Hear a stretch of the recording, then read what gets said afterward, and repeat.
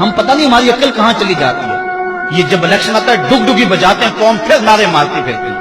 میں نے کہا یار ہم اتنے گئے گزرے ہیں, ان کمینہ صفت لوگوں کے نعرے لگائیں, یہ ہوتے کون ہے کہ ہم ان کے نعرے لگائیں. آج کے اس کانفرنس میں ہم نے فیصلہ کر کے جانا ہے کہ آج کے بعد جب بھی نعرہ لگائیں گے سونے محمد کا نعرہ لگائیں گے, نعرے اپنے رسول کے لگائیں گے. یہ ہوتے کون ہیں؟ یہ ملک کو لوٹنے والے, یہ خائن, یہ بدکار. یہ لائق ہے کہ ہم ان کے نعرے لگائیں؟ ٹی وی چینل پہ بیٹھ کے اوپر جو ہے وہ شریعت کا تمسخر اڑائے اور قوم زندہ باد کے نعرے لگائے. قوم کی آنکھیں نہیں ہیں, کان نہیں ہیں. اللہ فرماتا علم نجعل لہ عینین ولسانا وشفتین وہدیناہ النجدین. ہم نے ایک نہیں دو آنکھیں دی ہیں, ایک کان نہیں دو کان دیے. کھول کے رکھو کان اور آنکھیں کھول کے رکھو اور تم دیکھو کون کہاں کھڑا ہے. ہم کہتے ہیں جی وہ نہیں تو چلو یہ صحیح, اس میں تھوڑے عیب ہیں, ہم کیوں چھوٹے بھی عیب کو اپنائیں؟ وہ بھی کل بڑا بن جاتا ہے. جس نے ملک کی ایک پائی بھی لوٹی ہے, جو امریکہ کے سامنے کبھی ایک بار بھی گھٹنے ٹیک چکا ہے, ہمارا اس سے کوئی تعلق نہیں. ہم بادشاہوں کو نہیں مانتے, ہم محمد عربی کے نظام کے دعوے دار. آپ دیکھیں اگر نعرہ لگانا ہے تو جو ہے وہ ایوانوں تک پہنچے, ان کو پتہ چلے کہ قوم بیدار ہو چکی ہے. یہ قوم کو ہم نے بے وقوف بنایا ہے اور ڈمر بجاتے رہے ہیں قوم کے سامنے.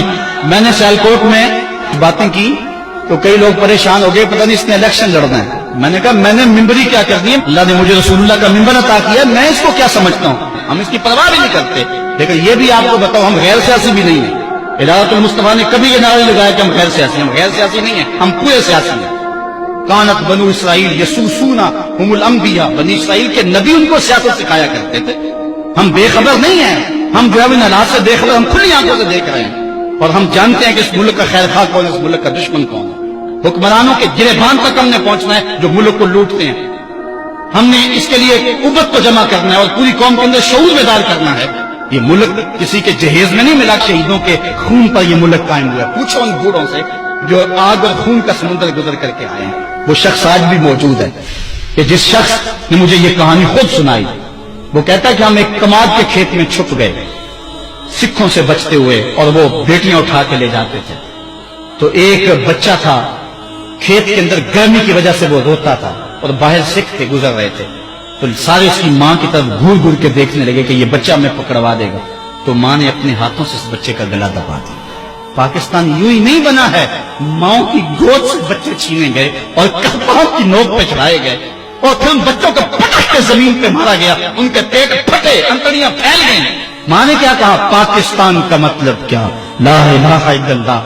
آج وہ ماں نہیں پوچھے گی تم کو, آج وہ بچہ قیامت میں ان حکمرانوں کا گریبان نہیں کھینچے گا.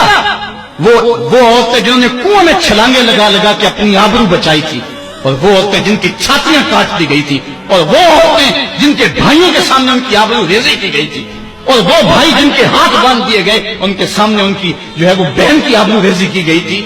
آج وہ قبر میں تو ہے. کیا حکمران سمجھتے یہ قوم بدھو ہے؟ اگر قوم بدھو بھی ہے تو وہ شہید تم سے انتقام لیں گے. اللہ کا کوڑا برسنے والا ہے تمہارے اوپر. چھوڑ دو اس ملک کی جان, اس ملک کو محمد عربی کے غلاموں کے سپرد کرو. یہ ملک حضور کے نام پہ حاصل کیا گیا تھا, حضور کے لا الہ الا اللہ پہ حاصل کیا گیا تھا. اس ملک کے اندر جو ہے وہ ہم لا الہ الا اللہ کا نفاذ کریں گے, اور یہ ایسے ہی نہیں ہوگا. یہ 2 4 10 50 آدمیوں کی کہانی نہیں ہے. اس کے لیے پوری قوم کو اٹھنا ہوگا, پوری قوم کو کھڑا ہونا ہوگا اور ان لوگوں کا احتساب کرنا ہوگا. کیا احتساب کرنا ہوگا؟ تم ہوتے کون ہو کہ ہمارے ملک کے ساتھ یہ سلوک کر رہے ہو؟ امریکہ کے نیچے بیچی گئے, یار کوئی حیرت بھی ہوتی ہے, کوئی حال بھی ہوتا ہے کہ لوگوں نے تو بیرون ملک بنگلے خرید رکھے ہیں اور سویس بینکوں میں انہوں نے کروڑوں اربوں ڈالر جمع کروائے ہیں. وہ پاکستان کے مستقبل سے مطمئن نہیں ہیں. پتہ نہیں پاکستان کب کچھ ہو جائے اور ہم اڑ کے وہاں چلے جائیں گے. لیکن میں کہتا ہوں کہ تمہارا تو جینا مرنا اس وطن کے لیے ہے. تم نے تو رہنا ہی اس ملک میں ہے, تم نے تو آخری سانس تک اس ملک سے وفا کرنی ہے. اس لیے ہم نے چراغ امید کو کبھی بجھنے نہیں دینا اور اس پاکستان کے ساتھ وفا کرنا. یہ ہمارے بزرگوں نے بنایا ہوا ہے اور اس ملک کی بنیادوں میں 10 لاکھ شہیدوں کا خون ہے. اور اس ملک میں اتنی دیر تک امن نہیں آ سکتا, اتنی دیر تک چین نہیں آ سکتا جب تک نظام رسول نہیں آتا ہے. اس لیے کہ اس وقت ہم نے اللہ سے وعدہ کیا تھا. اصغر صدائی کو میں ملا ہوں خود, جس نے یہ نعرہ ایجاد کیا تھا. وہ پڑھ رہا تھا کالج میں, ایک ہندو لڑکے نے کہا پاکستان کا مطلب کیا. اس کی زبان سے بے ساختہ نکلا لا الہ الا اللہ. پھر یہ ہندوستان کے طول و عرض میں اہل ایمان کا نعرہ بن گیا. سب یہی نعرہ مارتے تھے پاکستان کا مطلب کیا, لا الہ الا اللہ. یہ ہم نے اللہ سے عہد کیا تھا کہ یہاں لا الہ الا اللہ کا نفاذ ہوگا.